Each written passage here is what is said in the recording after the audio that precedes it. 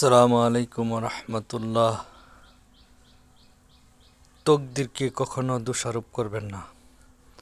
আল্লাহ পাক রব্বুল আলামিন আপনার তকদিরে যা নির্ধারণ করে রেখেছেন, এটা অবশ্যই একটি সময় আসবে।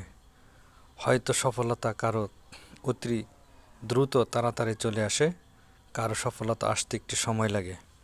এজন্য সফলতা হওয়ার জন্য ব্যস্ততা, অতিরিক্ত তাড়াহুড়া করবেন না।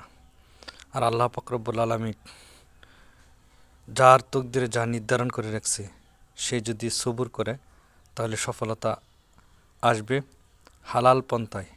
আর যদি সে তাড়াহুড়া করে, হারাম পথ অবলম্বন করে, তাহলে সে যেন তার সফলতাকে হারাম পথের রাস্তা বেছে নিল। আল ইনাতু মিনাল্লাহি আল আজালাতু মিনাশ শয়তান। দৃঢ়স্থায়ী আসে আল্লাহর পক্ষ থেকে, আর তাড়াহুড়া আসে শয়তানের পক্ষ থেকে।